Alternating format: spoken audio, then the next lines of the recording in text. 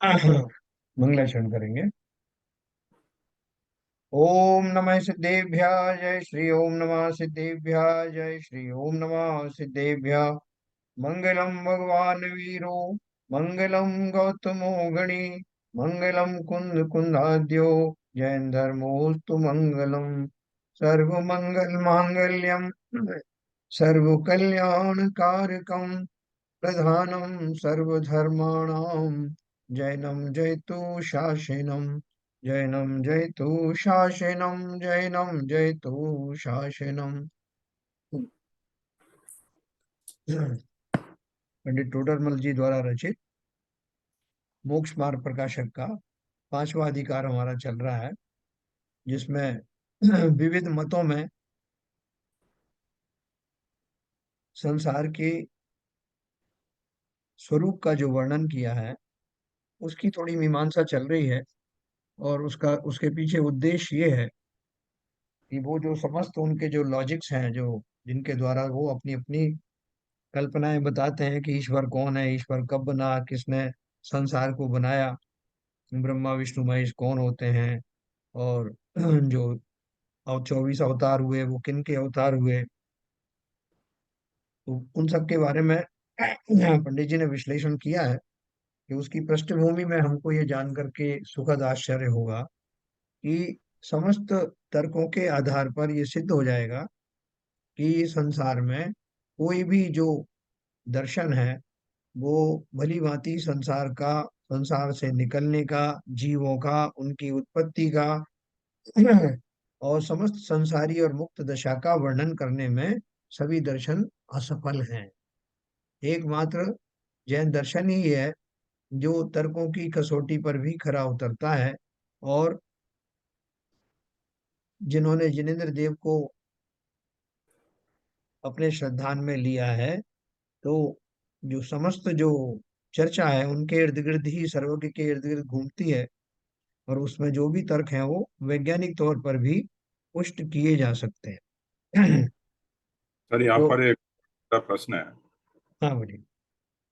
कल जो आपने इनके 24 अवतार बताए थे, जी। उसमें 16वें अवतार परशुराम है और 18वें अवतार हाँ। राम अवतार। जी। तो मेरा प्रश्न ये है कि अवतार का मतलब है एक अवतार गया, दूसरा अवतार ने जन्म लिया। बराबर। मगर परशुराम तो रामचंद्र जी के साथ, सेपरेट थे। हाँ। तो वो कैसे अवतार बता दिए? नहीं, और भी तो उसके पहले ये बताया था ना उन्होंने कि वो जो राम और कृष्ण जो है वही राम थे, वही कृष्ण थे। नहीं, वो तो तो इन्होंने ठीक। वो हाँ। तो आपने कल विवेचना की थी हाँ। कि रामचंद्र जी जो युग था वो मुंशी भगवान के टाइम का था। हाँ। और कृष्ण जी का योग था यादव ग्रुप, जो नेमिनाथ। वो नेमिनाथ भगवान का था। वो तो एक विडंबना है ही हाँ। कि उसके पीछे इतना काल गया तो उसमें कौन अवतार हुए। बिल्कुल सही। पर एक ही समय में, एक ही टाइम पर हाँ। या तो राम अवतार हो सकते हैं या परशुराम हो सकते हैं। हाँ, सही कहा दोनों आपने। अवतार एक साथ कैसे हो गए?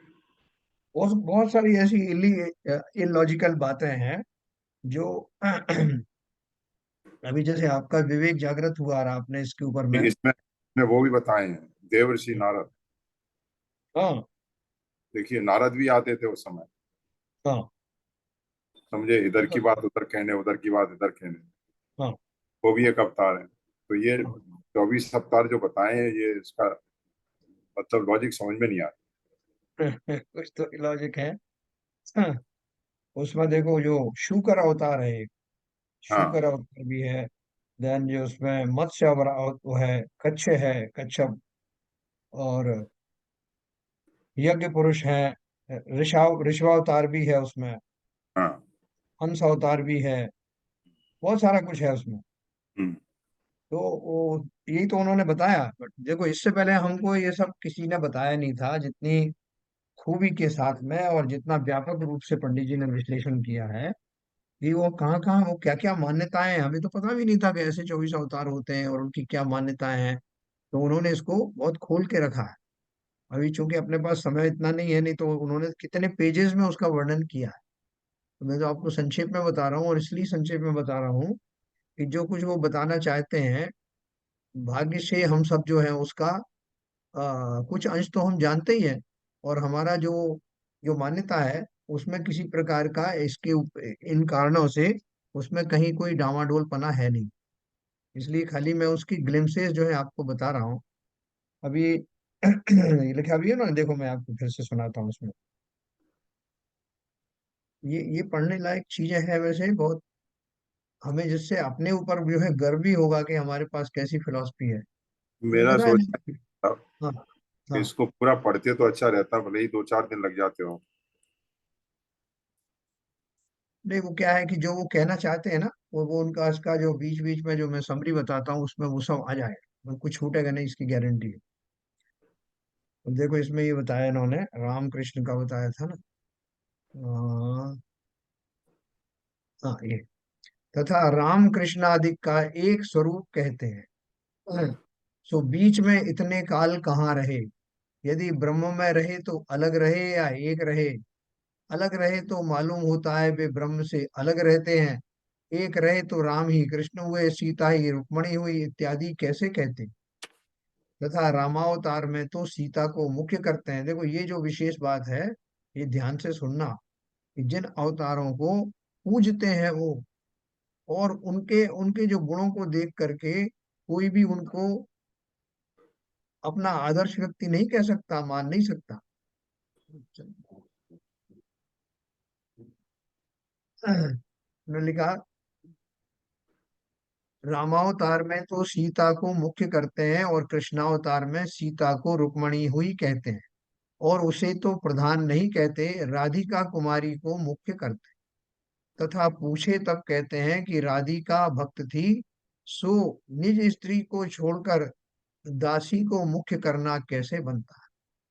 तथा कृष्ण के तो राधिका सहित परिस्त्री सेवन के सर्व विधान हुए, सो यह भक्ति कैसी कैसी की, ऐसे कार्य तो महानिंद है। आप तो उसके ऊपर भजन बना बना के बोल रहे हो, राधा रमन हरि गोविंद जय जय। सीधे सीधे जो है आप बोल रहे हो और उनको जय जयकारे कर रहे हो। तो बोल रहे हैं कि ये तो ऐसे कार्य तो महानिंद है। तथा रुक्मणी को छोड़कर राधा को मुख्य किया, सो परस्त्री सेवन को भला जान किया होगा। तथा एक राधा में ही आसक्त नहीं हुए, अन्य गोपिका कुब्जा आदि अनेक परिस्त्रियों में भी आसक्त हुआ। सो ये अवतार ऐसे ही कार्य का अधिकारी हुआ। देखो बहुत सारे लोग क्या कहते हैं कि साहब वो जो कृष्ण जी को उन्होंने अपना आराध्य बनाया है, उनकी कृष्ण जी की और राधा की मूर्ति रखी है मंदिर में, तो अगर अपन ने भी दर्शन कर लिए तो क्या हो गया। हमारे यहाँ भी तो कृष्ण जी को जो है वो आगामी तीर्थंकर बताया, तो इस अपेक्षा से ही उनको नमस्कार कर ले। कि वो भूल जाते हैं कि हमारे यहाँ व्यक्ति पूजा नहीं होती, हमारे यहाँ गुणों की पूजा होती है। जिस पर्याय में ऐसे गुण है ही नहीं, जिस पर्याय में उनको इसलिए पूजा, उनकी उस पर्याय में उनको पूजा जा रहा है जहाँ ये मान के चल रहे हैं कि उन्होंने परिस्त्री सेवन किया, तो हम उनके इन गुणों को अवगुण माने या उनका पूजन करें। तो जो ऐसा मान लेते हैं कि नहीं कोई बात नहीं साहब, हमारे यहाँ भी ऐसा उनको मानते हैं, वो बिल्कुल गलत समझ रहे हैं। जिस रूप में हमें कृष्ण की भक्ति करना है, वो तो इस स्वरूप में दिखाई देती नहीं ना। इसी तरह हनुमान जी के लिए लोग कह देते हैं कि कोई बात नहीं साहब, हनुमान जी के मंदिर में जो जाते हैं अपन भी चलो साथ में, हम ये मान लेंगे कि वो हमारे वाले हनुमान जी हैं जो सिद्ध लोग को चले गए। हाँ। तो हम उस रूप को मानते हैं, उस स्वरूप को जिसमें वो गुण होते हैं, खाली इसलिए नहीं कि साहब वो जो आगामी बनेंगे या जो है वो दूसरे रूप में बन चुके हैं। जाओ तो उस रूप में जहाँ उस रूप को निखार करके दिखाया जाता है, उस स्वरूप को ही नमन करना, वरना तीव्र मिथ्यात्व का दोष लगेगा। फिर कहते हैं कि लक्ष्मी उसकी स्त्री है, और धनादि को लक्ष्मी कहते हैं, है ना। अपन कहते हैं लक्ष्मी को, उनकी लक्ष्मी पत्नी का नाम भी लक्ष्मी है, और ये अपन कहते हैं सावधान लक्ष्मी भी बोलते हैं। सो यह तो पृथ्वी आदि में जिस प्रकार पाषाण धूल है, उसी प्रकार रत्न सुवर्ण आदि धन देखते हैं। यह अलग लक्ष्मी कौन है, जिसका भरतार नारायण। तथा सीतादि को माया का स्वरूप कहते हैं। सो इनमें आसक्त हुए, तब माया में आसक्त कैसे ना हुए। सीता को बोलते हैं कि माया है वो तो, वो तो माया थी, धरती में से निकली थी और धरती में ही समा गई। अरे क्या क्या कल्पनाएं हैं। तो बोल रहे हैं जो वो माया है तो उसमें वो आसक्त कैसे हुए। कहाँ तक कहें जो निरूपण करते हैं सो विरुद्ध करते हैं, परंतु जीवों को भोगादि की कथा अच्छी लगती है, इसलिए उनका कहना प्रिय लगता है। कृष्ण जी की जो वो जो स्वरूप में लोग उनकी भक्ति करते हैं, वो कौन लोग हैं? जिनकी आकांक्षाएं पर स्त्री सेवन आदि की हैं, जिनकी आकांक्षाएं छल कपट आदि करने की हैं। कहते हैं साहब सही पॉलिटिशियन तो हमारे कृष्ण जी थे। रामचंद्र जी का तो क्या मानते करें, रामचंद्र जी ने तो कुछ किया ही नहीं। असली काम कृष्ण जी ने किया। कैसे उन्होंने जो है शत्रुओं को छकाया, कैसे मायाचारी करी, कैसे कैसे उन्होंने तजवीजें लगाई, और कैसे गोपियों के साथ रहे। तो जिनकी मानसिकता खोटी है, जो उन्हीं वस्तुओं को अच्छा मानते हैं, उस पे धार्मिक जामा पहनाकर उनकी भक्ति करके अपनी छुपी हुई वासनाओं को ही पोषित करते हैं। तो इसलिए बहुत संभल कर रहना, जहां इस तरह के जो अपन को बताते हैं ना कि अग्रहित मिथ्यात और ग्रहित मिथ्यात, कि ऐसे मंदिरों में, ऐसी जगहों में, ऐसी चर्चाओं में रासलीला चल रही है। हम वहाँ बैठे हुए हैं, क्यों बैठे हैं? लज्जावश बैठे हैं, कौतूहल वश वश बैठे हैं, हमारे मित्र उस जाति के इसलिए बैठे हैं। तो ये ध्यान रखना कि जहर की एक बूंद भी संपूर्ण सागर को विस्मय कर देती है। तो इसलिए बहुत सावधानी से काम करना। अगर हमारे कानों में इस तरह के शब्द पड़ते हैं, इस तरह की खोटी बातें पड़ती हैं, तो कहीं ना कहीं हम अवश्य ही उससे उत्साहित हो जाएंगे। तो उससे बचने की पूरा पूरा प्रयत्न करना। औरों को भी ब्रह्म स्वरूप कहते हैं। एक तो महादेव को ब्रह्म स्वरूप मानते हैं, उसे योगी कहते हैं। सो योग किस लिए ग्रहण किया? तथा मृगछाला भस्म धारण करते हैं, तो किस अर्थ धारण की है? तथा रुंडमाला पहनते हैं, सो हड्डी को छूना भी निंद है, उसे गले में किस अर्थ धारण करते हो? है ना, खोपड़ियों की माला पहन। सर्पादि सहित है, सो इसमें कौन सी बड़ाई है? आग धतूरा खाते हैं, सो इसमें कौन सी भलाई? त्रिशूल आदि रखते हैं, सो किसका भय है? तथा पार्वती को संग लिए हैं, परंतु योगी होकर स्त्री रखता है, सो ऐसी विपरीतता किस लिए की? कामासक्त था तो घर में ही रहता, तथा उसने नाना प्रकार विपरीत चेष्टा की, उसका प्रयोजन तो कुछ भाषित नहीं होता। बावले जैसा कर्तव्य भाषित होता है, उसे ब्रह्म स्वरूप कहते है ना, जिसका कोई कैरेक्टर नहीं, जिसमें कोई एक रूपता नहीं, जो जिसमें चंचलता भरी हुई है, कभी कुछ करना कभी कुछ करना। तथा कभी कृष्ण को इसका सेवक कहते हैं। किसका सेवक? ब्रह्मा जी का, महादेव जी। कभी इसको कृष्ण का सेवक कहते हैं, कभी दोनों को एक ही कहते हैं, कुछ ठिकाना नहीं है। तथा सूर्य आदि को ब्रह्म का स्वरूप कहते हैं। तथा ऐसा कहते हैं कि विष्णु ने कहा है, धातुओं में सुवर्ण, वृक्षों में कल्प वृक्ष, जुए में झूठ इत्यादि मैं ही तो हूँ। सो पूर्वा पर कुछ विचार नहीं करते, किसी एक अंग से कितने ही संसारी जिसे महंत मानते हैं, उसी को ब्रह्म का स्वरूप कहते हैं। सो ब्रह्म सर्वव्यापी है, तो ऐसा विशेष किस लिए किया? है ना, उसमें कोई एक कोई खास एक बात देखी, उसके एक एक पक्ष को ग्रहण किया और उसको महंत मानने लग गए। तो बोल रहे हैं कि ब्रह्म तो सर्वव्यापी है, तो ऐसा जो विशेष है उसके लिए क्यों ब्रह्म कहा? कि जो साधुओं में बसने वाला कोई एक गुण है या एक विशेष अंग है, उसे उसी को ध्यान में रखते हुए उसको महंत मानते हैं, और उनमें ही ब्रह्म का निवास मानते हैं। तो कभी तो कहते हैं ब्रह्म का निवास सब में ही है, कभी बोलते हैं नहीं उसमें है। और सूर्य आदि में व सुवर्ण आदि में ही ब्रह्म है, तो सूर्य उजाला करता है, सुवर्ण धन है, इत्यादि गुणों से ब्रह्मा माना। सो दीपादिक भी सूर्यवत उजाला करते हैं, चांदी लोहादि भी सुवर्णवत धन है, इत्यादि गुण अन्य पदार्थों में भी तो हैं। उन्हें भी ब्रह्म मानो, बड़ा छोटा मानो, परंतु जाति तो एक हुई। सो झूठी मेहनतता ठहराने के अर्थ अनेक प्रकार की युक्ति बनाते हैं, तथा अनेक ज्वाला मालिनी आदि देवियों को माया का स्वरूप कहकर हिंसादिक पाप उत्पन्न करके उन्हें पूजना ठहराते हैं। है ना, बहुत सी जो कुछ देवियां हैं, छोटी देवियां, उनको भी जैसे बोलते हैं ना कि वो एक काली माँ है, जिसने बहुत सारे राक्षसों को जो है वो, उनका जो है वध किया, और उसके खून से जो है अपना वो तलवार उनकी सनी हुई दिखाते हैं। ये बहुत सारी ऐसी चीज दिखाते हैं, और उनकी पूजन भी हो रही है। उत्पन्न करके हिंसादिक पाप उत्पन्न करके उन्हें पूजना ठहराते हैं।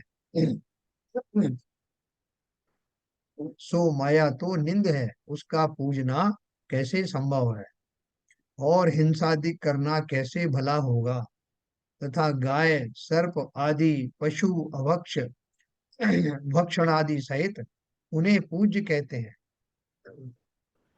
अग्नि पवन जलादि को देव ठहराकर पूज्य कहते हैं। वृक्षादिक को युक्ति बनाकर पूज्य कहते हैं। बहुत क्या कहें, अपने ये बहुत सारे लोग जाते हैं ना वैष्णव, हम देखा होगा आपने, वो पीपल की पूजन करने जाते हैं, बट की पूजन करने जाते हैं, ओनली पीपल के, और जहाँ जो कॉम्बिनेशन होता है उनकी पूजन करने जाते हैं। बहुत सारी चीजें करते हैं। गाय को जो है वो माता मान करके उसकी पूजन करते हैं। उस सड़क पे वो उस लोग बांध देते हैं ना अपने बैल को बांध देते हैं, और घास भी रख लेते हैं वहीं पर। और हम लोग जाते हैं तो उनसे ही गाय या बैल के लिए उनसे ही चारा खरीद के उसको खिलाते हैं, और उसमें अपने आप का बहुत पुण्य मानते हैं। गाय सर्प आदि पशु अभक्ष भक्षणादि सहित उन्हें पूज्य कहते हैं। अग्नि पवन जलादि को देव ठहराकर पूज्य कहते हैं। वृक्षादि को युक्ति बनाकर पूज्य कहते हैं। है ना, तुलसी, तुलसी का जो पौधा होता है, नो डाउट उसमें जो है कुछ औषधि के गुण होते हैं, लेकिन उसको जो उन्होंने एक व्यक्ति का रूप दे दिया। कोई तुलसा माता कहते हैं, कोई उनकी जो शादी करते हैं, तुलसी का विवाह करते हैं, कैसे कैसे आचरण करते हैं, आपने प्रत्यक्ष देखा होगा। बहुत क्या कहें। पुरुष पुरुष लिंग नाम सहित जो हो, उनमें ब्रह्म की कल्पना करते हैं, और स्त्रीलिंग नाम सहित हो, उनमें माया की कल्पना करके अनेक वस्तुओं का पूजन ठहराते हैं। इनके पूजने से क्या होगा, सो कुछ विचार नहीं है। झूठे लौकिक प्रयोजन के कारण ठहराकर जगत को भ्रमाते हैं। कंकड़ पत्थर ये वो कुछ भी, कहीं मिल गया एक पत्थर, उसी पे थोड़ा सिंदूर लगाया, उसे खड़ा कर दिया, और पूजने लग गए, थोड़े पैसे चढ़ा दिए खुद ही अपनी तरफ से। आने जाने वाले लोग भी आके गिर गिर पड़ रहे हैं। किसी को पता नहीं कि किस बात का सिंदूर लगा है, काय का पत्थर है, इसका क्या उद्देश्य है, कौन सा को भगवान है, क्या मान्यता है, कुछ नहीं। तो उसका लाभ उठा करके कितने ही जीव, कितने ही लोग इस तरह से धन आदि का अपनी आजीविका का साधन कर लेते हैं। सड़क पर एक मंदिर बना दिया, बीचों बीच बना दिया, चौराहे पे बना दिया, कुछ पत्थर रख दिए आड़े तिरछे, गली में, चौराहे पे, जंगल में कहीं, और लोग मति भ्रांत लोग उसको पूजन करने लगते हैं। तथा वे कहते हैं कि विधाता शरीर को गढ़ता है और यम मारता है। मरते समय यम के दूत लेने आते हैं। मरने के पश्चात मार्ग में बहुत काल लगता है। यम के दूत आ गए लेने के लिए, अब उनको जाना है, कोसों दूर जाना है, तो बहुत टाइम लगेगा। तो वहां पुण्य पाप का लेखा करते हैं, और वहां दंडाधिक देते हैं। उनके पास एक रजिस्टर है, चित्रगुप्त नाम का उनका जो व्यक्ति होता है, वो वहां यम के दूत वहां ले जा करके उनको खड़ा कर देते हैं। वो फिर रजिस्टर देख के बताते हैं कि तुमने क्या क्या किया था, अच्छा किया बुरा किया, पूरा कैलकुलेशन करके फिर वो निर्णय करते हैं कि आपको कब वैकुंठ भेजा जाए, कि आपको नरक में भेजा जाए, और कितने समय के लिए भेजा जाए, कितनी आपकी सेवा होगी अगर आप वहां जाएंगे तो स्वर्ग में। ये सारी चीजें उसमें बताई हैं। पुण्य पाप का लेखा करते हैं और वहां दंडाधिक देते हैं। सो यह कल्पित झूठी युक्ति है। जीव तो प्रति समय अनंत उपजते मरते हैं, उनका युगपत ऐसा होना कैसे संभव है। सारे जीव एक साथ मर गए, एक से एक साथ जिंदा हो गए, ऐसा होता नहीं। बोले अलग अलग समय में अलग अलग जीव जो है अपने मरते और उपजते रहते हैं। इस प्रकार मानने का कोई कारण भी भाषित नहीं होता। देखो ऐसे ही जो है इसमें बताया, जो इस्लाम धर्म है उसमें भी यही बताया कि वो सारे जीव जो है मर जाएंगे, मरने के बाद में उनको जिस दिन वो होगा, क्या बोलते हैं उनके यहाँ, प्रलय होती है ना, तो उस दिन वहां पर निर्णय होगा कि किसको जहन्नुम में भेजना है और किसको जन्नत में भेजना है। तो इस तरह कयामत, कयामत वाले दिन, तो वो तो एक ही पर्याय मानते हैं कि जो हमें मिली हुई है, इसके अलावा कुछ नहीं है। उसके बाद मरने पे सबका हिसाब होता है और वहां पे अल्लाह ताला जो है उनको निर्णय करते हैं कि किसको कहाँ भेजना है और भेज देते हैं और कहानी खत्म हो जाती है। तथा वे मरने के पश्चात श्राद्धादिक से उसका भला होना कहते हैं। श्राद्ध करते हैं ना, गया में वो तर्पण करते हैं, पुरखों को जो भोग लगाते हैं और पंडों के चक्कर में पड़ के बहुत सारा पैसा कमाते हैं। मरने के पश्चात श्राद्धादिक से उसका भला होना कहते हैं। सो जीवित दशा तो किसी के पुण्य पाप द्वारा कोई सुखी दुखी होता दिखाई नहीं देता। मरने के बाद में कैसे होगा, यानी जिंदा जिंदा है तब भी हम किसी को भला किसी को सुखी दुखी करते हुए नहीं पाए जाते। तो जो चला गया उसको हम यहाँ बैठे बैठे उसको कैसे हम मरने के बाद में सुखी या दुखी कर सकते हैं। मरने के बाद में कैसा होगा, यह युक्ति मनुष्यों को भ्रमित करके अपना लोभ साधने के अर्थ बनाई। है ना, आप कहीं जाके देखो खुद ही, आपके वो पंडित पीछे लग जाएंगे कि आपका साहब इतने इतने रुपए लेंगे और आपके जो हन का श्राद्ध कर देंगे, तर्पण आदि सब कर देंगे, और इतना करोगे तो उनको इतना फायदा पहुंचा देंगे। और वो जाता कहाँ है धन, पुरखे तो जो पुरखों तक तो पहुंचते ही नहीं है, ये तो खाली कल्पना ही है। तो वो सब जो है बीच के लोग वो सब खा पी जाते हैं।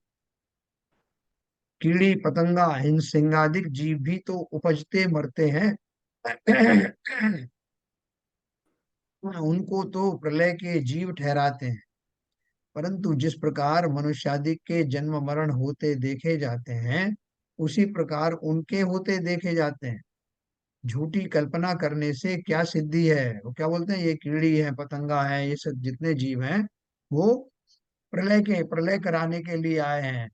वो प्रलय में उपजते हैं, प्रलय के पिछली प्रलय में आए थे और अगली प्रलय में चले जाएंगे, ऐसी बहुत सारी धारणाएं करते हैं।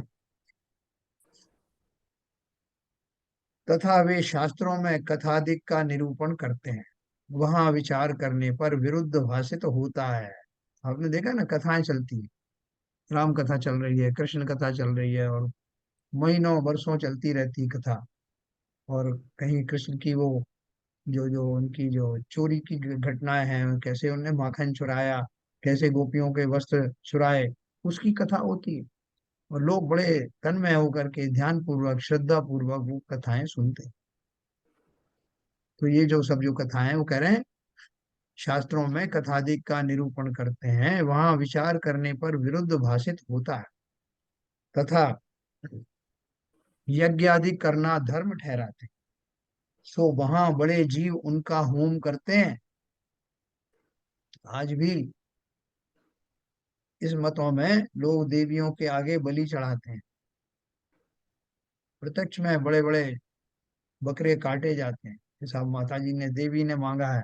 और फिर उसको प्रसाद के स्वरूप में वो जो तथाकथित शाकाहारी जीव है उनको भी बांटा जाता है।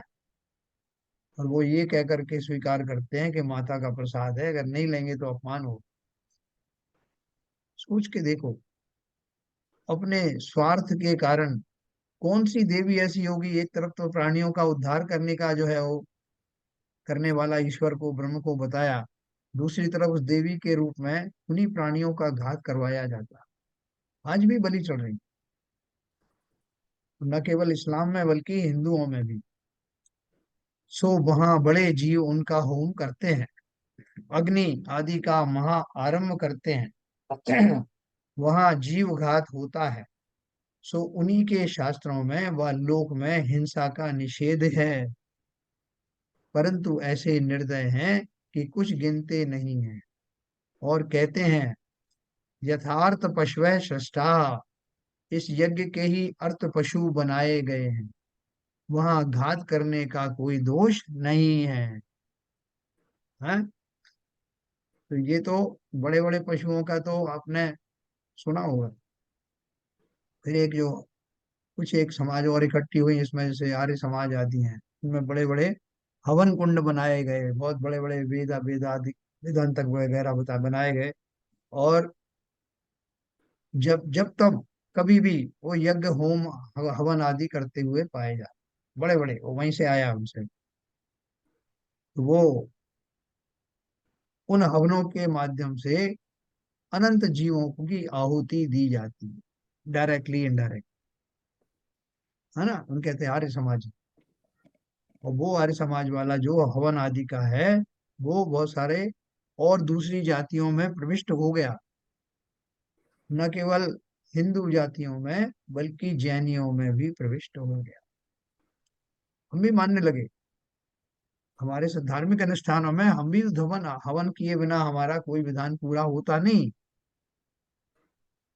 अब कुछ कुछ लोग जो हैं थोड़ा डर के मारे या जो भी कह लो, थोड़े कुंड उन्होंने छोटे कर दिए, कम कर दिए, लेकिन करते जरूर हैं। बोले खास तौर से गृह शुद्धि आदि में तो बोलते हैं जब तक ये हवन नहीं होगा तब तक घर शुद्ध नहीं होगा। बोले क्यों, इसके पीछे क्या लॉजिक है। बोले साहब ऐसा है कि वो जो अग्नि उत्पन्न होती है उससे जो उसमें जो जो चीजें डाली जाती हैं, हाँ उनके द्वारा जो है जो नेगेटिव एनर्जी है, जो रोग आदि के कीटाणु हैं, जर्म्स वगैरह हैं, छोटे मोटे कीड़े मकोड़े हैं, वो सब वहां से हट जाते हैं। हट जाते हैं मतलब क्या साहब। बोले साहब इसको इतना ही समझो आप, फिर आप कहोगे कि हिंसा कर रहे हैं। हट जाते हैं मतलब चले जाते हैं, उनको अपनी मर्जी से चले जाते हैं, खुशी खुशी चले जाते हैं कि भाई ये तो अब यज्ञ कर रहा है, अपन चले कहीं और ढूंढे जगह। बोले साहब आप जो समझते नहीं हो, वो मर जाते हैं। तो उनके मरे बिना हमारा घर पवित्र कैसे होगा। घर से वो कैसे जाएंगे, तो रोगाणु वगैरह जाने के लिए करना पड़ेगा ना। तो कोई कहे कि भैया इसमें तो हिंसा होती है, इतने जीव मरते हैं आपकी शुद्धि के चक्कर में। बोले अब ठीक है साहब, वो तो मालूम है, हमारे यहाँ लिखा हुआ है हिंसा नहीं करना चाहिए। अब हम उन जीवों से क्षमा मांग लें। कोई हमारी एक उंगली काटे और क्षमा मांग ले कि साहब मुझे आपकी उंगली की जरूरत है, मैं आपसे क्षमा मांग लूंगा, आप दोगे उसको। मैं आपकी गर्दन काटना चाहता हूँ, फिर आपसे क्षमा मांग लूंगा। ऐसे अनंत जीवों को, वो भी वैसे ही जीव है जैसे हम हैं, जीवात्माएं हैं, भगवान आत्मा के धारी हैं। इस निर्दयता पूर्वक, इस अविचार के साथ में कि मेरा घर उससे पावन हो जाएगा, उन जीवों ने क्या बिगाड़ा है ना, उनको मूक जीवों को। अब हम बिना कारण से हिंसा की आग में झोंक रहे। जरा विचार करके देखना, हिंसा से या पाप से कोई उपलब्धि हुई है क्या। अगर होती है तो हम पुण्य कमाने के चक्कर में क्यों रहते। और हिंसा परमो धर्म, अहिंसा परमो धर्मा का जो नारा लगाने वाले जैन हैं, उनको इतना विवेक तो अवश्य होना चाहिए। तो उन्होंने ये लिखा कि कुछ लोग तो ऐसे जस्टिफाई करते हैं कि इस यज्ञ के ही अर्थ पशु बनाए हैं। ये वो पशु का अर्थ क्या है, त्रियंच। और त्रियंच कौन से होते हैं, एक इंद्री से लगा करके, छोटे जीव वो भी त्रियंच में ही आते हैं। एक इंद्री से लगा करके पंचेंद्री तक के पशु या तिर्यंच होते हैं। तो उनका घात करने में अवश्य ही बहुत दोष है। जो हमको नाना प्रकार के रोग आदि हो जाते हैं, वो कहाँ से होते हैं, क्यों होते हैं। जाने अनजाने हम जिन जीवों की आहुति देते हैं, जिनकी जरा संहार नहीं करते, वो उनके उदय में मेरे शरीर में तरह तरह के रोग उत्पन्न होते हैं। ये रोग आदि की उत्पत्ति अकारण मत समझना। जो 8 करोड़ के लगभग रोगाणु मेरे शरीर में सदैव विद्यमान रहते हैं, वाइस कंडीशन में रहते हैं, कि जब भी उन्हें कोई कर्म के उदय का निमित्त मिलता है तुरंत ही सक्रिय हो जाते हैं। नाम कर्म में स्थिर अस्थिर नाम कर्म की जो प्रकृति है, उसमें आपके वात पित्त कफ आदि की प्रकृतियां डामाडोल हो जाती हैं, और फलतः जीव रोगी हो जाता है। तो बहुत बारीकी से समझना ये चीज। इसलिए जैन धर्म में तो हिंसा को कभी जस्टिफाई किया ही नहीं गया। और विशेष तौर से धार्मिक क्रियाओं अनुष्ठानों में की जाने वाली हिंसा तो सर्वथा ही वर्जित है। तथा मेघादिक का होना, शत्रु आदि का विनष्ट होना इत्यादि फल बतलाकर अपने लोभ के अर्थ राजादिकों को भ्रमित करते हैं। सो कोई विश्व जीवित होना कहे तो प्रत्यक्ष विरुद्ध है ना। उसी प्रकार हिंसा करने से धर्म और कार्य सिद्धि कहना प्रत्यक्ष विरुद्ध है। परंतु जिनकी हिंसा करना कहा, उनकी तो कुछ शक्ति है नहीं, किसी को उनकी पीड़ा है नहीं, किसको दया उनके ऊपर। यदि किसी शक्तिवान व इष्ट का होम करना ठहराया होता तो ठीक रहता। बकरे बकरियों को पकड़ लाए, भेड़ों को लेके आ गए, मुर्गियां काट दी, वो बेचारे क्या कहें सिवाय फड़फड़ाने। हैं कितने चीत्कार करते हैं, वो गाड़ियां भर भर के सवेरे मुर्गियां लेके जाते हैं। उनकी वेदना कोई समझता नहीं। जो धर्म जो इस्लामवादी जो धर्म है, जो हिंसा की कसौटी पे ही बने हैं, उनकी बात तो चलो दूर रही। हिंदू धर्म के मानने वाले नॉन वेज चाहिए उनको। आप देखो उनको जब बुकिंग करने जाते हैं, कोई बड़े बड़े होटल्स में बुक हो रही, कोई उत्सव मनाए जाते हैं, फ्लाइट में है, तो वो प्रिफर करते हैं नॉन वेजिटेरियन चाहिए। वो जानते नहीं कि नॉन वेजिटेरियन खाना कैसे उत्पन्न होता, कैसे पंचेंद्रीय जीवों का घात किया जाता है, कैसे उनको तड़फा तड़फा के मारा जाता है। लेकिन नहीं जानते इस जीव के लोलुपी जो जीव है, अपने हाथ की एक उंगली मांगे उनसे कि इसको काट के आपको ही खिला देंगे सब, तैयार होगा कोई? तो इसलिए उन्होंने लिखा, परंतु जिनकी हिंसा करना कहा, उनकी बेचारों की तो कोई शक्ति है नहीं, किसी को उनकी पीड़ा नहीं है। यदि किसी शक्तिवान व इष्ट का होम करना ठहराया होता तो ठीक रहता। पाप का भय नहीं है, इसलिए पापी दुर्बल के घातक होकर अपने लोभ के अर्थ अपना व अन्य का बुरा करने में तत्पर हुए। फिर योग मीमांसा दे, तथा वे मोक्ष मार्ग भक्ति योग और ज्ञान योग द्वारा दो प्रकार से प्ररूपित करते हैं। योग मीमांसा उनके यहाँ होती है, तो वो उसको भक्ति योग और ज्ञान योग, दो तरह के योग वो बताते हैं। भक्ति योग मीमांसा, अब भक्ति योग द्वारा मोक्ष मार्ग कहते हैं, उसका स्वरूप कहा जाता है। वहां भक्ति निर्गुण सगुण भेद से दो प्रकार की कहते हैं। वहां अद्वैत परब्रह्म की भक्ति करना तो निर्गुण भक्ति है। वह इस प्रकार करते हैं कि देखो कैसे करते हैं। तुम निराकार हो, निरंजन हो, मन वचन से अगोचर हो, अपार हो, सर्वव्यापी हो, एक हो, सर्व के प्रतिपालक हो, अधम उदाहरण हो, सर्व के कर्ता हर्ता हो, इत्यादि विशेषणों से गुण गाते हैं। सो इनमें कितने ही तो निराकार आदि विशेषण हैं, सो अभाव रूप हैं। उनको सर्वथा मानने से अभाव ही भाषित होता है, क्योंकि आकार आदि बिना वस्तु कैसे होगी। जो निराकार की उनकी कल्पना जो है ना, वो कैसी है? आप कहोगे कि हम भी तो उन्हें निराकार मानते हैं। तो हम निराकार कैसे मानते हैं? कि जब वो अरहंत होते हैं तो उनका जो आकार होता है, पौद्गलिक शरीर के धारी होने के कारण पौद्गलिक आकार प्रकार होता है ना। लेकिन जब वो सिद्ध हो जाते हैं, इवन सिद्ध की तो उन्होंने कल्पना की भी नहीं है, जब सिद्ध हो जाते हैं तब भी उनका जो अव्यक्त रहने वाला आकार है वो बना रहता है, अमूर्तिक आकार बना रहता है। तो सर्वथा आकार रहित तो कुछ होता ही नहीं। इस्लाम धर्म में ऐसी कल्पना की गई है कि वो बिल्कुल दिखाई ना देने वाली चीज है, किसी भी तरह का कोई आकार प्रकार नहीं। तो यहाँ वो बोल रहे हैं कि बहुत सारे तो उन्होंने जो माने हैं उनको, वो ऐसे हैं कि जो उनके अभाव से ही सिद्ध होते हैं कि उनका अभाव है। उनको सर्वथा मानने से अभाव ही भाषित होता है, क्योंकि आकार आदि बिना वस्तु कैसी होगी, तथा कितने ही सर्वव्यापी आदि विशेषण असंभवी हैं। सो उनका असंभवपना पहले दिखाया ही है। फिर ऐसा कहते हैं कि जीव बुद्धि से मैं तुम्हारा दास हूँ।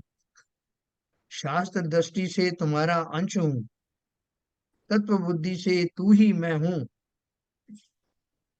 सो यह तीनों ही भ्रम है।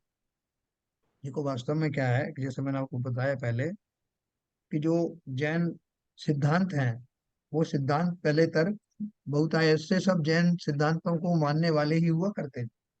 जब ये नए मत चलाए गए, उस समय बहुत सारी वो धारणाएं जो जैन धर्म की मूल में थी, वो भी साथ में आ गई। तो उनको किसी तरह से एडजस्ट करके उनको भी कहने लगे।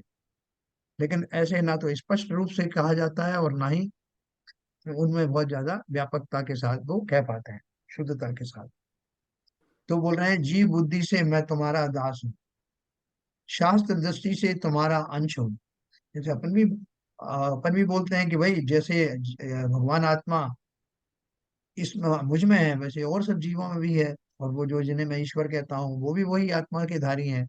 तो वो वहां से लेकर के आ गए, तो उसमें बोले शास्त्र दृष्टि से तुम्हारा अंश हूँ, तत्व बुद्धि से तू ही मैं हूँ, सो यह तीनों ही भ्रम है। यह भक्ति करने वाला चेतन है या जड़ है? यदि चेतन है तो चेतना ब्रह्म की है या इसी की है? क्योंकि बोल रहे थे ना कि ब्रह्मा ही सब में व्याप्त है, ब्रह्मा के ही अंश सब जगह है। तो बोल रहे हैं यदि चेतन है तो चेतना ब्रह्म की है या इसी की है? यदि ब्रह्म की है तो मैं दास हूँ, ऐसा मानना तो यह चेतना ही के होता है। सो चेतना ब्रह्म का स्वभाव ठहरा, और स्वभाव स्वाभावी के तादात्म्य संबंध है, वहां दास और स्वामी का संबंध कैसे बनता है ना? दास और दासी कैसे हुए? क्योंकि सभी ब्रह्म के स्वरूप ही हैं, तो वही व्यापक रूप से मैं हूँ। सो चेतना ब्रह्म का स्वभाव ठहरा, और स्वभाव स्वाभावी के तादात्म्य संबंध है, वहां दास और स्वामी का संबंध कैसे बनता है? मैं उन्हीं का अंश हूँ, वही चेतना मुझ में दिखाई दे रही है, तो मैं कैसे दास और दासी हो गए? दास और स्वामी का संबंध तो भिन्न पदार्थ हो तभी बनता है, मैं तो उन्हीं का अंश हूं ना।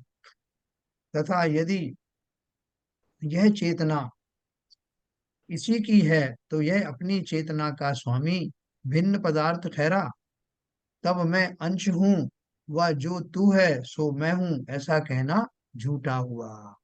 है ना? अगर तुम ये बोल रहे हो कि चेतना मेरी है, इनकी मान रहे हो, तो पूरा के पूरा सब उसी का स्वरूप हो गया। और अगर तुम कोई अलग एंटिटी वाले हो, चैतन्य हो, तो तुम अंशी कैसे रहे? तुम तो स्वयं पूर्ण हो। और यदि भक्ति कहने वाला जड़ है, करने वाला जड़ है, तो जड़ के बुद्धि का होना असंभव है। ऐसी बुद्धि कैसे हुई? तुम अपने को जड़ मान रहे हो, चेतन मान रहे हो, पहले ये निर्णय करो। तो लॉजिकली उन्होंने बताया कि अगर चैतन्य हुआ तो मैं उन्हीं का अंश हूँ या तो, और अगर मैं इंडिपेंडेंट हूँ तो उनका दास कैसे हुआ? और अगर मैं जड़ हूं तो फिर मेरे पास बुद्धि कहाँ से आई? इसलिए मैं दास हूं ऐसा कहना तो तभी बनता है जब अलग अलग पदार्थ हो और तेरा मैं अंश हूं ऐसा कहना बनता ही नहीं।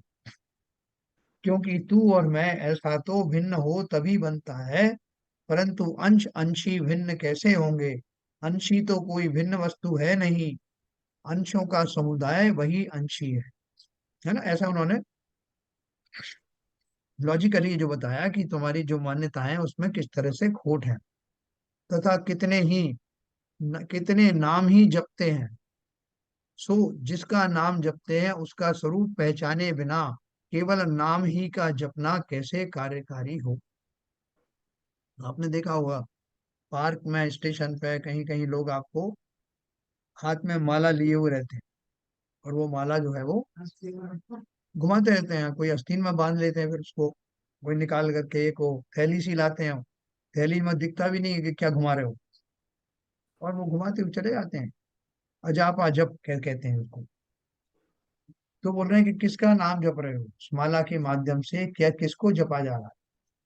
जिसका नाम जपते हैं उसका स्वरूप पहचाने बिना केवल नाम ही का जपना कैसे कार्यकारी होगा?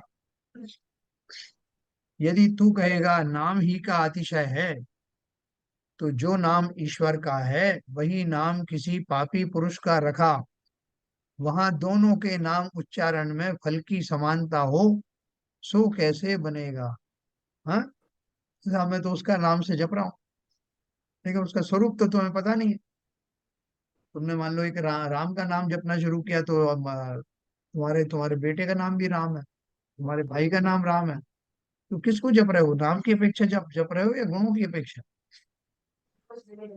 तो बोला जो नाम ईश्वर का है वही नाम किसी पापी पुरुष का रखा,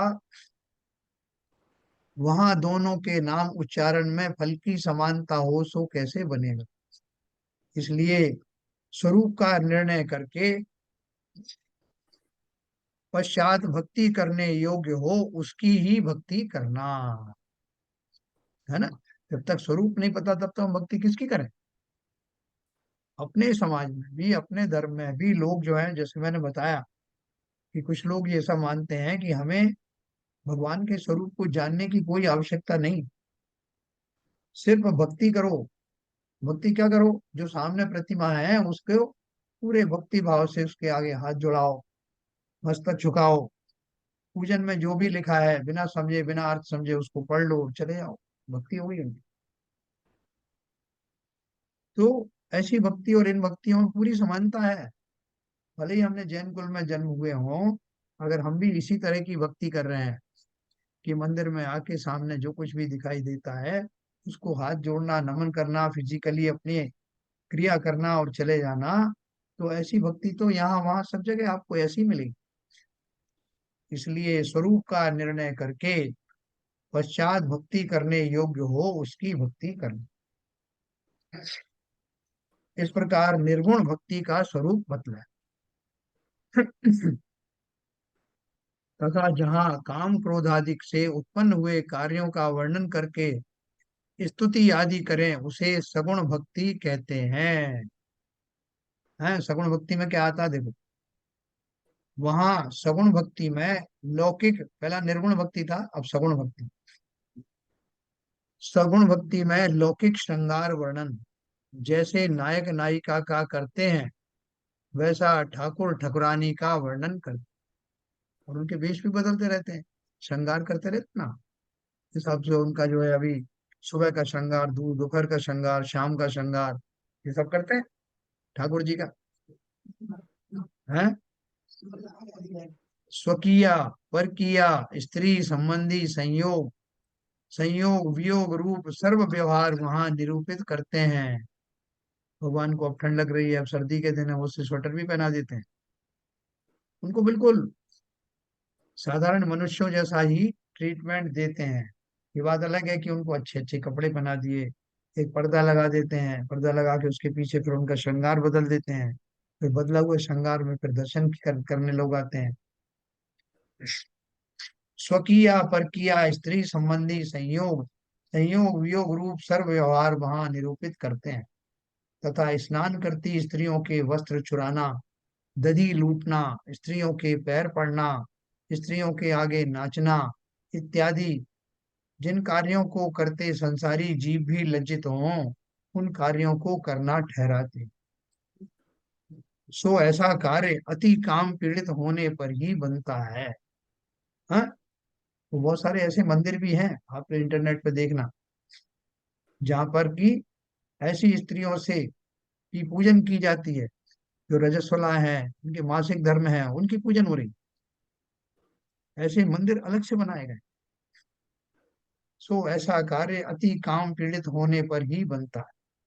तथा युद्धाधिक किए कहते हैं, सो यह क्रोध के कार्य है। उनकी भी तारीफ करते हैं वह, सब भगवान ने फिर ऐसा तीर चलाया और रावण का सिर कट करके गिर गया, और उसकी नाभि में वो जो अमृत कलश था उसको सुखा दिया उन्होंने, और उन्होंने वो समुद्र को आदेश दिया उसको सुखा देने का, उनको भय दिखाया। तो साहब वो तो भगवान तो सब तरह से डरा देते हैं लोग। तो युद्धाधिक किए कहते हैं, सो यह तो क्रोध के कार्य हैं। अपनी महिमा दिखाने के अर्थ उपाय किए कहते हैं, सो यह मान के कार्य हैं। अनेक छल किए कहते हैं, सो माया के कार्य हैं। कृष्ण जी ने बहुत सारी मायाएं करी, बहुत सारी मायाचारी करी और इस तरह से लोगों को हरा दिया। तो भगवान ही मायाचारी कर रहे हैं। विषय सामग्री प्राप्ति के अर्थ यत्न किए कहते हैं, सो यह लोभ के कार्य हैं।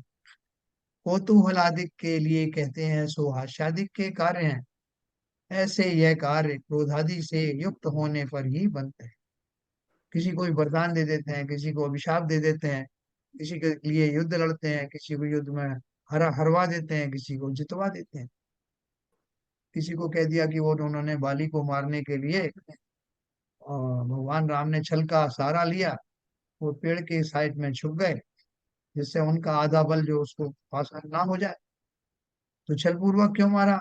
और बोले साहब वो तो भगवान है और उनको ऐसा करना पड़ा, क्या करें। उनको बलि को वरदान दे दिया था, ऐसा तो किसने दिया था? बल आप ही ने दिया था ना, क्यों दिया ऐसा?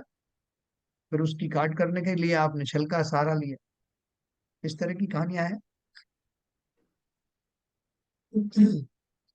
तथा युद्धाधिक किए कहते हैं, सो यह क्रोध के कार्य हैं। अच्छा, इस प्रकार काम क्रोध आदि से उत्पन्न कार्यों को प्रकट करके कहते हैं कि हम स्तुति करते हैं। किनकी?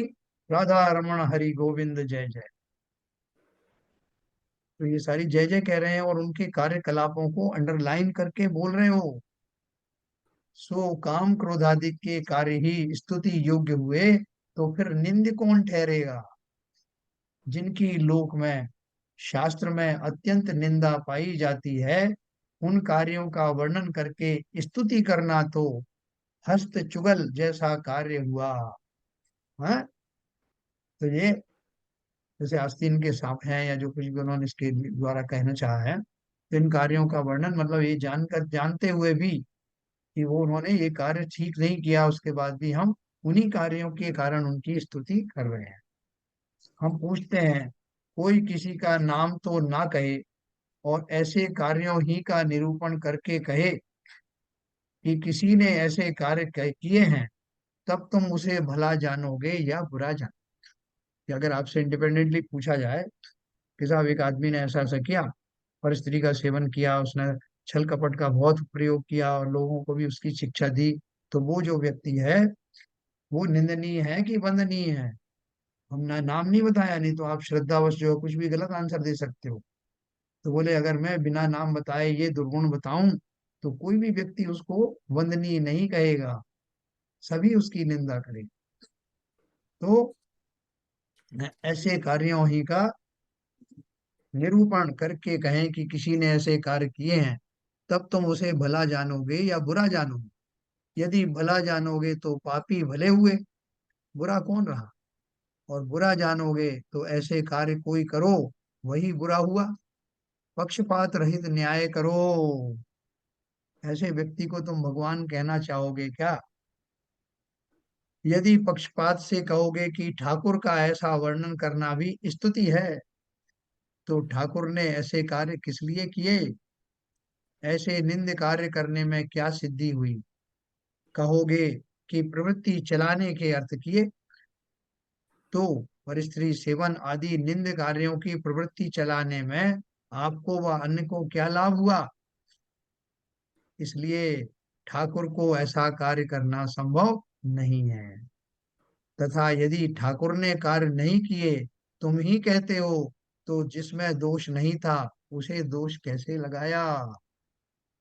इसलिए ऐसा वर्णन करना तो निंदा है, स्तुति नहीं है।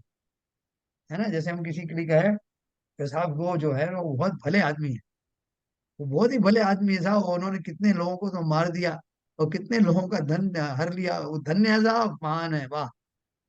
तो कैसी बात हुई कि मैं उनकी प्रशंसा कर रहा हूँ, उनकी जो है जो बात भी उनकी जो बुरी बातें हैं उनको ऐसे बखान कर रहा हूँ कि जैसे उनने अनुपम कार्य किया हो। तो वो यही कह रहे हैं कि तुम ही कहते हो, जो जिसमें दोष नहीं था उसे दोष लगाया, इसलिए ऐसा वर्णन करना तो निंदा है, स्तुति थोड़े। तो उनका बखान कर रहे हैं। तथा स्तुति करते हुए जिन गुणों गुणों का वर्णन करते हैं, उस रूप ही परिणाम होते हैं। देखो एक बहुत इंपॉर्टेंट पॉइंट है, वह उन्हीं में अनुराग आता है। जब मैं किसी की बात कहूं आपको वर्णन कहूँ तो छिटकारे ले लेके सुनाऊं, तो मेरे हाव भाव जो है उस रूप तभी होंगे जब मुझे उनसे अनुराग होगा। जैसे चोर है, तो वो कोई चोर है तो वो चोरों की कथा सुना रहा, उसके सामने चोर बैठे हुए हैं और उनको किसी बड़े चोर के बारे में सुना रहा, सुनाने वाला भी चोर। तो वो उसकी जो जो बड़े चोरों ने जैसे जैसे चोरी की उनकी महिमा बढ़ा बढ़ा करके उनके उसका बहुमान ला करके उनको सुनाएगा। भाई साहब चोरी तुमने क्या की, चोरी करना तो उनसे सीखो, क्या चोरी की उन्होंने। तो उसके जो हाव भाव होंगे, उसके जो एक्शन होंगे, उनसे आपको लगेगा कि वो चोरी का न केवल समर्थन कर रहा है, बल्कि वो तो उसका भक्त है, चोरी वाले कृत्य का भक्त है। वो उससे भरपूर सुखमय होकर के कल्पना करता हुआ कह रहा। तो देखो उन्होंने क्या बताया, तथा स्तुति करते हुए जिन गुणों का वर्णन करते हैं उस रूप ही परिणाम होते हैं, वह उन्हीं में अनुराग आता है। सो काम क्रोधादि कार्यों का वर्णन करते हुए आप भी काम क्रोधादि रूप होगा। उन्होंने जो है ऐसा ऐसा किया साहब, ऐसा उनको छल कपट के द्वारा ऐसा किया, या फलाने योद्धा ने सा उनको बीच में से चीर कर दो कर दिया, बोला बजाओ ताली। तो जिस समय वो ऐसे भाव कर रहा होगा, कह रहा होगा, उन पाप खोटे कार्यों के का वर्णन कर रहा होगा, तो वर्णन करते समय उसकी जो बॉडी लैंग्वेज होगी, उस बॉडी लैंग्वेज के माध्यम से उसके भाव भी उसी लेवल के कुत्सित हो जाते हैं। वर्णन करते हैं जैसे हम और आप जब सिद्धों की बात करते हैं तो रोमांचित हो जाते हैं। हमारी बॉडी लैंग्वेज, हमारे भाव, हमारे सारे नए नक्श सब उस दिशा में कार्य करते हैं। देख करके कोई कहेगा अरे साहब क्या भक्ति के साथ उन्होंने सुनाया, भाव भाव विभोर होके सुनाया, तो उसका भी अलग उसका इंप्रेशन पड़ता है। तो यहाँ वो क्या कह रहे हैं काम क्रोध आदि कार्यों का वर्णन करते हुए आप भी काम क्रोधादि रूप होगा, अथवा काम क्रोधादि में अनुरागी होगा, सो ऐसे भाव तो भले नहीं हैं। यदि कहोगे भक्ति भाव से ऐसा भाव नहीं करते, भक्त ऐसा भाव नहीं करते, तो परिणाम हुए बिना वर्णन कैसे किया। पहले साहब वो तो वर्णन हमने ऐसे ही कर दिया, अब वो सुनाने की बात थी तो सुनाने के लिए तो थोड़ा सा हाथ पैर हिलाने पड़ेंगे ना, उसी रूप में दिखाना पड़ेगा। तो हम थोड़ी वो चोरी आदि की तारीफ कर रहे हैं, हम तो भगवान की जो है वो बता रहे हैं आपको भगवान ने क्या क्या किया। अरे तुम खुद तो करना नहीं चाहते उन कामों को, तुम खोटा मानते हो, और भगवान ने किया तो उनको अच्छा बताते हो। भक्त ऐसा भाव नहीं करते तो परिणाम हुए बिना वर्णन कैसे किया, उनका अनुराग हुए बिना भक्ति कैसे की। उन गुणों के लिए भक्ति कर रहे हो। यदि यह भाव ही भले हों तो ब्रह्मचर्य को व क्षमा आदि को भला किस लिए कहा है। आप बोलते हैं हनुमान जी को बजरंग बली जो है उनको ब्रह्मचारी मान करके, बाल ब्रह्मचारी मान करके उनकी पूजन करते हैं, है ना। वहाँ ललितपुर में किसी महाराज ने एक बार कह दिया था, क्या वो जैन धर्म के हिसाब से बता रहे थे कि हनुमान जी की कितनी पत्नियां थी और क्या था। वो नाराज हो गए उन्होंने जो सुना, तो जो हनुमान जी को उस रूप में मानते थे बाल ब्रह्मचारी, तो वो बहुत नाराज हुए कि जैनियों में ऐसा कैसे बताया, हमारे तो बाल ब्रह्मचारी। तो कहने का अर्थ यह है कि जब तुम ब्रह्मचर्य को इतना महत्व देते हो, तो जो अब्रह्म के पालन करने वाले हैं उनको भगवान कैसे कहते हैं। यदि यह भाव ही भले हों तो ब्रह्मचर्य को व क्षमादिक को भला किस लिए कहें। इनके तो परस्पर प्रतिपक्षी बना है, ये तो सब उसका उल्टा भाव है। तथा सगुण भक्ति करने के अर्थ राम कृष्ण आदि की मूर्ति भी श्रृंगार आदि किए वक्रत्व आदि सहित, स्त्री आदि संग सहित बनाते हैं, जिसे देखते ही काम क्रोध आदि भाव प्रकट हो जाएं, और महादेव के लिंग ही का आकार बनाते हैं। देखो विडंबना, जिसका नाम लेने से लाज आती है, जगत इसे जिसे ढक कर रखता है उसके आकार की पूजा करते हैं। क्या उसके अन्य अंग नहीं है, परंतु बहुत विडंबना ऐसा ही करने से प्रकट होती है ना। इसके बाद थोड़ा सा जो और बचा है इस वाले टॉपिक पे, फिर मैं ज्ञान योग की मीमांसा करूंगा। जो हमारा जो एक पक्ष उनका जो योग का चल रहा है, अपन उसकी बात कर रहे हैं। कल अपन से आगे पढ़ेंगे। हाँ,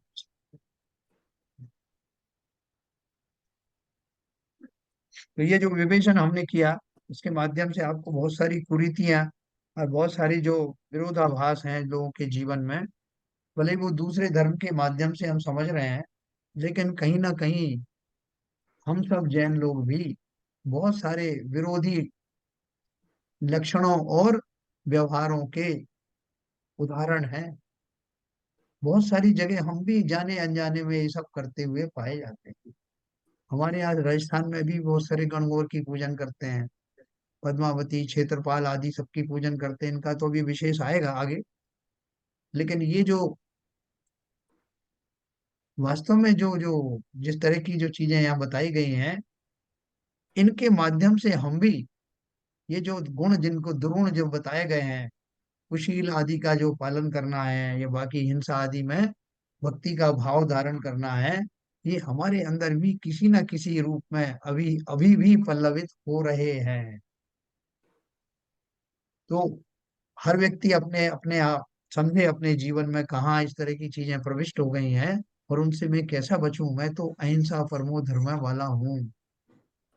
कोई भी अज्ञान हो, किसी तरह का आपको कंफ्यूजन हो, ये क्रियाएं जो है धार्मिक हैं या नहीं है, तो अपन इस फोरम पर डिस्कस कर सकते हैं।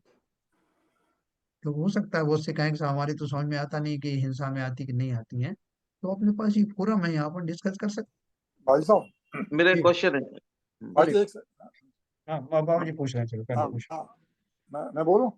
हाँ बोलिए। हाँ, मैं ये कह रहा था, ये तो चलो किसी धर्म के, किसी भी वैष्णव धर्म के ये देवी देवता हैं, जी लेकिन आज आज के आज इस समय के वर्तमान स्थिति में देखा जाए कि पॉलिटिशियन जितने भी हैं, जी। कौन सा काम छूटा हुआ है इनसे, और इनकी पूजा हो रही है। हाँ ये भी बिल्कुल ठीक। कुछ लोग विरोध कर रहे हैं, कुछ लोग पूजा कर रहे हैं। तो ये किस सापेक्ष में देख तो इसको भी तो ये तो और भी ज्यादा ग्रहण ग्रहण ग्रहण का ग्रहण कार्य है। बिल्कुल सही है। लेकिन क्या है कि बाबूजी, उनकी जो पूजन करने वाले हैं वो भी तो उन्हीं जैसा बनना चाहते हैं। जो जी नेता जी। जो पूजन करते हैं वो भी चाहते हैं कि उन्हीं को अपनाए वो भी। वो कितनी मायाचारी उनके जीवन में होती है। कभी किसी को शत्रु बना लेते हैं, कभी मित्र बना लेते हैं। जब अपना काम पड़ता है तो तरह तरह के शब्द जो है उनको कह करके अपना बना लेते हैं। बहुत सारी उसके अंदर में तो सारे व्यसन आ जाते हैं। तो ये तो इसलिए जो समझदार लोग हैं वो तो है ये गंदी पॉलिटिक्स में जाते ही नहीं। क्योंकि पहले जैसी बात तो रही नहीं कि देश सेवा के लिए कोई जो है नेतागिरी करता हो। आजकल कौन बनता है नेता? बिरले होंगे, एक आध कोई होंगे, दो चार होंगे। बाकी बाई एंड लार्ज तो ऐसा ही सब होता है। हाँ, शरण जी कुछ कह रहे थे। जी, मैं ये कह रहा था कि यहाँ पर ये सारी बातों को बताने का रीजन ये तो नहीं है कि मतलब हम किसी हमारा निश्चित रूप से हमारा किसी के प्रति अश्लील भाव तो है नहीं कि हम किसी की बात की बुराई करना चाहते हैं। हमारा केवल भाव यहाँ पर इतना ही होगा कि जो हमारे सिद्धांतों के हिसाब से बात कही है, और और ये जो और ये जो पूजा भाव है जो जो होता है, वो दोनों परस्पर बहुत विरोधी हैं। क्योंकि यहाँ पर पूरा की पूरा वही आपका मोह, आपका दुख और वो काम क्रोध माया सब कुछ आ जाता है इसमें, जिसकी वो जिसको वो पूछते हैं। और हमारे यहाँ उस चीज को उसका त्याग बताया है, उस चीज से आपको अलग होना बताया है। तो इसीलिए विरोधाभास है, इसीलिए यहाँ पर मेरे ख्याल में बताने की कोशिश की है, ना बिल्कुल कि हम सही। किसी का विरोध करना चाहते हैं। ये मैं तो ऐसा सोच रहा था। नहीं, आप बिल्कुल सही सोच रहे हो। देखो, इसमें दो दो पॉइंट है। एक पॉइंट तो यह है कि समाज में ऐसे जीव भी हैं जो जिनका चिंतन इस प्रकार है। हम उनसे अलग हैं। हमारा चिंतन अगर ऐसा है तो वो भी खोट है, इनडायरेक्टली उसके उसका भी निंदा है। तो हम उनसे कैसे बेहतर हैं, लॉजिकली ये सिद्ध किया है। और ये बेहतर होने का अर्थ ये नहीं कि हम उनके ऊपर जो है अपनी वो प्रधानता बताने के लिए, बल्कि इसलिए कि हमें बहुमान आए कि जिस कुल में मैं जन्मा हूँ, उस कुल में भाग्यवश इस तरह के आचरण नहीं किए जाते, नहीं किए जा सकते।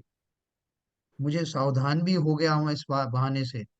और इस बात का प्रशंसक भी हो गया हूँ कि मेरा पुण्य जो है अतिशय पुण्य था, जिसके कारण मैं इन कुआचरणों में नहीं पड़ा। और अगर कभी गलती से मुझे ऐसे लोगों की, ऐसे उपकरणों की संगति मिल भी जाए, तो वहां मैं इस बात को भेद विज्ञान करके क्या सही है क्या गलत है, और अपनी सही वस्तु के ऊपर मैं आचरण कर सकूं। इसके लिए व्यापक रूप से बताया गया। ऐसा है जो आपने ये कंक्लूजन किया है जी। इसका, जो मगर जो इतना सूक्ष्म विवेचन किया है उसका मेरे को जो समझ में आया है, हाँ। हम स्वाध्यायों के लिए इसका एक ही मकसद है, एक ही पर्पज है कि इसको सुन के, कंसंट्रेट होके सुन के हम आत्मविवेचन करें। बराबर। कहीं हमारी प्रवृत्ति किसी भी रूप में डायरेक्टली इनडायरेक्टली इन प्रवृत्तियों में तो नहीं जुड़ी हुई है। बिल्कुल अगर सही। जुड़ी हुई है तो उससे सावधान हो, और अगर नहीं जुड़ी है तब ये बात आती है कि हमें अपने अवमान है हमें अपने ऊपर कि हम इन कुरीतियों से नहीं जुड़े हुए हैं। बहुत बढ़िया। बिल्कुल सही कहा आपने।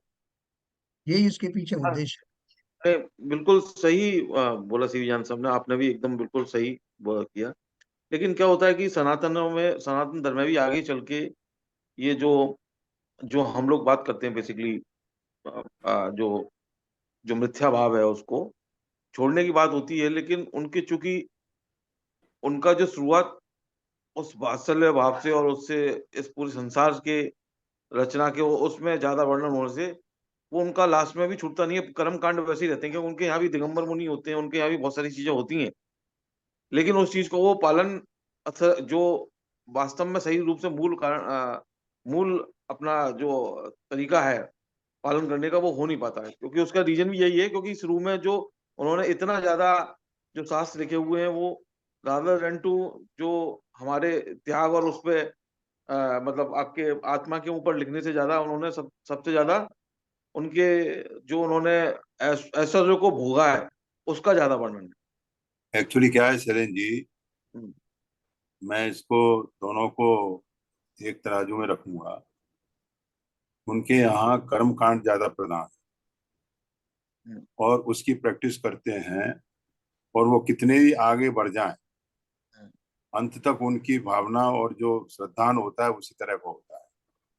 और हमारे यहाँ भी 90% लोग जो भक्ति करते हैं, वो उनसे क्रिया की पूछोगे, प्रधानता। उनसे अगर आप पूछोगे हम्म, कि तत्व कितने होते हैं, बोले साहब मैं इनके चक्कर में नहीं पड़ता, मुझे नहीं मालूम तत्व तो क्या होता है, मैं तो केवल भक्ति जानता हूँ। द्रव्य कितने होते हैं मुझे नहीं मालूम, पर भक्ति कर रहे हैं। तो जो अपने यहाँ मुनि भी होते हैं द्रव्यलिंगी, जिनको सम्यक दर्शन नहीं होता है, वो भी इसी श्रेणी में आते हैं। तो मैं, मेरा कहने का मतलब ये है कि जब तक आपको वास्तविक तत्वज्ञान नहीं होगा, आप अपना पर का भेद नहीं समझोगे, तब तक सारा सब कुछ कहना बेकार। अब मैं यही थोड़ा मेरा सा मत। थोड़ा सा बिल्कुल ऐड सही बात। करूंगा इसमें कि द्रव्यलिंगी जो मुनि होते हैं ना, वो काफी ऊंचाई तक जाते हैं, वो काफी ज्ञानी होते हैं। मतलब नवे नौ पूर्व तक का ज्ञान होता है उनको, 11 अंग नौ पूर्व का। और महाव्रत आदि का पालन करने वाले भी बहुत अच्छी तरह से होते हैं। उनको इस कैटेगरी में अपन नहीं ला सकते। लेकिन हाँ, जो आपने कहा कि वो कोरी भक्ति बिना ये स्वरूप जाने, जो अपन ने पढ़ा है इसमें, कि मैं किसकी भक्ति कर रहा हूँ, किसको नमन कर रहा हूँ, उनमें क्या गुण है, ये जाने बिना अगर मैं किसी के आगे भी अपना मस्तक झुका देता हूँ, तो उसमें किसी ने कहा है ना कि हमारा सर कोई सड़ा हुआ नारियल नहीं है जिसको जहां चाहे वहां पर झुका दें। तो कभी भी कल भी कोई और आपसे कहेगा कि ये साईं बाबा हैं, इनके जो आगे अपना मस्तक हो, इनके बंधन में बहुत गुण है, अपन झुका देते हैं, क्या दिक्कत है। लेकिन वो बोल रहे हैं कि जिनेन्द्र देव की प्रतिमा के सामने भी ये प्रतिमा है, खाली ये भाव से नमस्कार करना नहीं, बल्कि उनके सर्व समस्त गुणों को जान करके बहुमान पूर्वक उनका आगे नमन करेंगे तो ही लाभ है। नहीं, मेरा द्रव्यलिंगियों को कंपेयर करने का भावना यही थी, उनके ज्ञान की दृष्टि से नहीं बोला। ज्ञान उनको बहुत होता है, मगर जो उनका कंपैरिजन है बिल्कुल बिना असली तत्व ज्ञान जाने हुए। मिथ्या अब की अपेक्षा आपने बताया। हाँ, मिथ्या की अपेक्षा में। तो देखो, ये इसके ऊपर बहुत सारा अपन डिस्कस करेंगे अभी। ये जो जो चैप्टर लिखा गया है इसके पीछे का जो जैसे सीबी जैन साहब ने भी कुछ बताया और भी लोगों ने बताया, तो वो जो उसका पीछे का जो मंतव्य है वो भी अपने समझ में आ रहा है। ये किसी धर्म विशेष की, संप्रदाय विशेष की निंदा करने के भाव से नहीं बना है। अभी और भी चीजें आएंगी, खाली इसलिए कि हम उन कुरीतियों को समझ सकें और वो मनगढ़ंत कल्पनाओं से बचें। और हमको जो इतना लॉजिकल जो अपना धर्म मिला है उसमें हमारा बहुमान आए, हमें इसमें स्थिरता आ जाए और हम इसके प्रति और भी ज्यादा श्रद्धावान बने। तो चलिए समय हो गया, कल अपन इसी को थोड़ा और आगे पढ़ेंगे। ललित जी। ललित जी,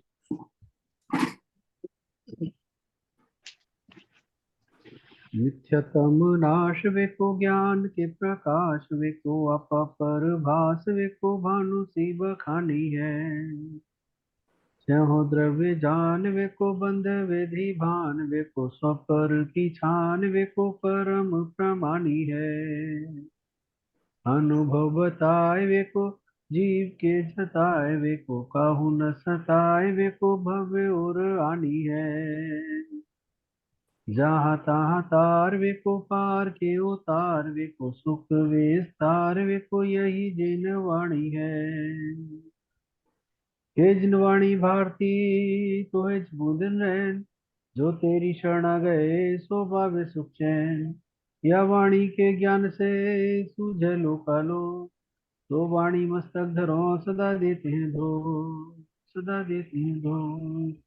जिनवाणी माता की जय। ठीक है।